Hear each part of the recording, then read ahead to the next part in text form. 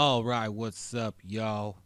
Math and Beats, video time, and we are going to talk about something in mathematics which is called a difference quotient. Let's see what that is.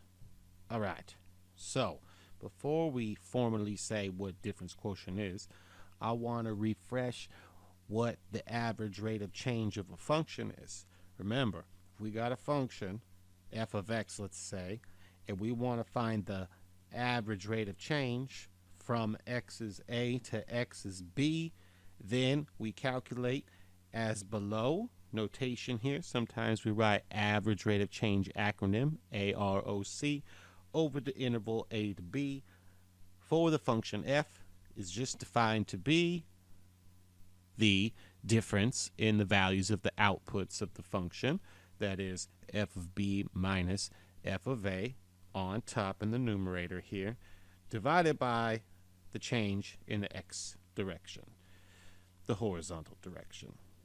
So that is just the same as the slope of the secant line, remember, passing through the 2 points of interest on the graph of f, a comma f of a and b comma f of b. Here's a picture of it, and remember here we got in the picture interval a to b, so the change from a to b is just the value b minus a. That's the change in the x direction. And the change in the output direction up here, just the value f of b minus f of a. That's the change in the output.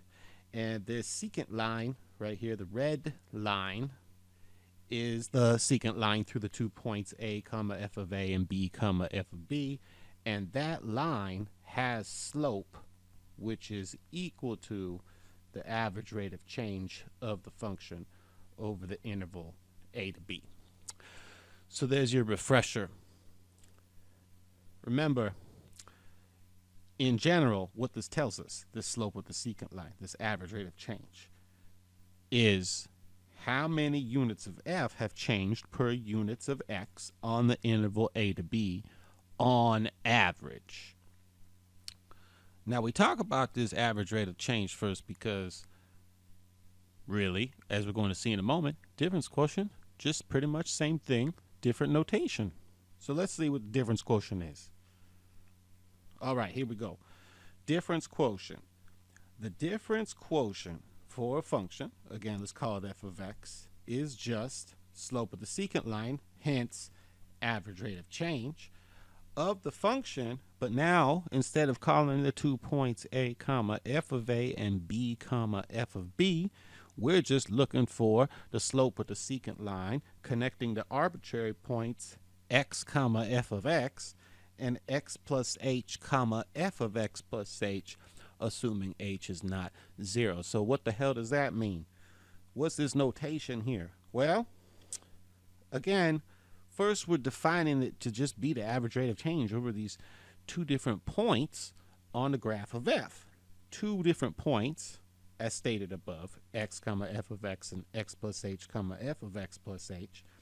It's really just saying what's the average rate of change of the function over the interval x to x plus h. It's kind of weird notation, but it works, and in fact it's very important notation once you relate this idea to calculus.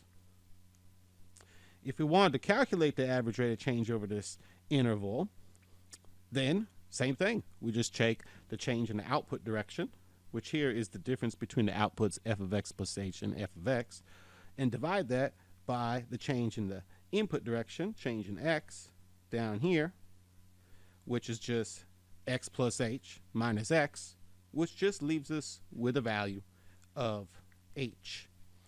So h is really our difference in the x direction here. That is one advantage of using this notation, again assuming h is non-zero. So here's a picture to help us understand.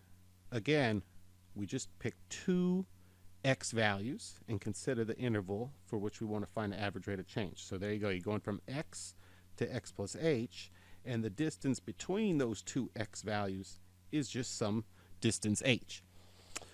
The corresponding output change, f of x minus, or excuse me, f of x plus h minus f of x, That's change in the output direction. That's just your corresponding change in y, the output direction. So you take the quotient of those two things, f of x plus h minus f of x, and divide it by h, and that is what we usually refer to as the difference quotient. All right. Now, let's just do an example here to see it at work, since it's really just average rate of change with a different notation. Let's consider the function here, f of x, which is this quadratic, negative 2x squared plus 3x minus 1. First, we're going to find the difference quotient. So this is going to be a heavy dose of algebra. All right, what are we looking for? We are looking for f of x plus h minus f of x over h. So we got to find that. First thing we'll do, let's just go ahead and find f of x plus h. That will require the most amount of algebra. So we're just going to replace every x we see in the formula with x plus h. So I replace negative 2 times quantity now, x plus h squared. X turns to x plus h, plus a 3, x gets replaced by x plus h, and then minus 1. And then let's just go ahead and multiply that out.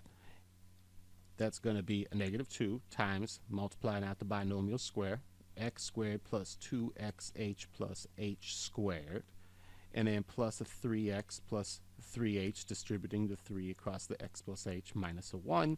And then finally distributing that negative 2, we get a negative 2x squared minus a 4xh minus a 2h squared, and then plus that 3x plus 3h minus 1. So it's kind of a big mess to start with.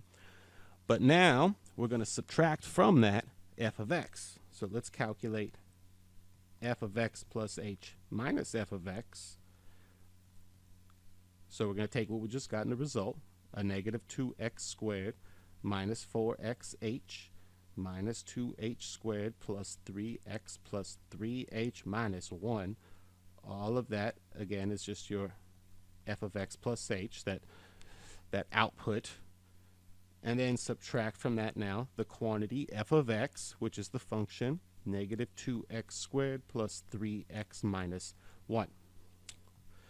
We can see that the negative 2x squared will cancel with this negative 2x squared because it's being subtracted, so those are gone. The 3x is going to cancel with the 3x over there, 3x minus another 3x, so those are gone. And then this negative 1 minus a minus 1, those are gone. So a lot of stuff goes away, and we're left with the quantity negative 4xh minus 2h squared plus a 3h. So most of the difference quotient computation is finished. One last thing we're going to do is now take that f of x plus h minus f of x, which we just found above, and divide it by h, assuming that h is non-zero. So what do we get? Negative 4xh minus 2h squared plus a 3h, all divided by h now.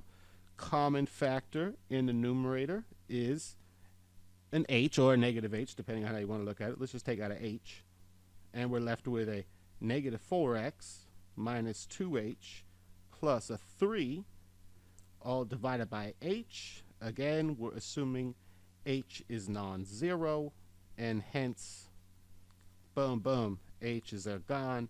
We're left finally with the result minus 4x minus 2h plus 3. That is the average rate of change of this function, this quadratic here, over the interval x to x plus h. So if we just simply now want to pick an x and a corresponding h, we could plug it into the formula and compute the average rate of change of this function over the corresponding interval. All right. So hopefully you followed the algebra there. That's an example of how you would compute one of these things. And in the second part of this problem, we're going to now do just what I mentioned, and that is we're going to calculate an average rate of change of the function over the interval here, negative 1 to 2. So what does that mean? That's our interval. This is the interval x to x plus h. So you say, well, what's x? X is just the left-hand endpoint of the interval. So x is negative 1.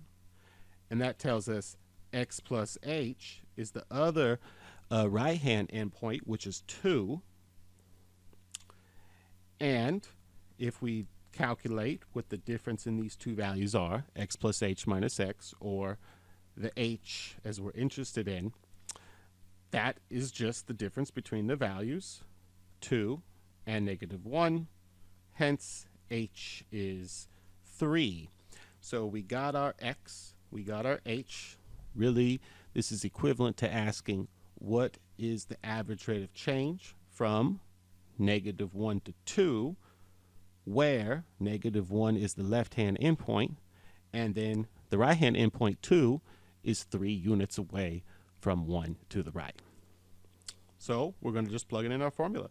We know that the average rate of change for this function f over the interval now negative 1 to 2 is, plug in x is negative 1 and 3 for h in the formula that's boxed right above. So that's going to be negative 4 times x. X is a negative 1. And then minus a 2 times h. H is 3. And then plus a 3. So what's that?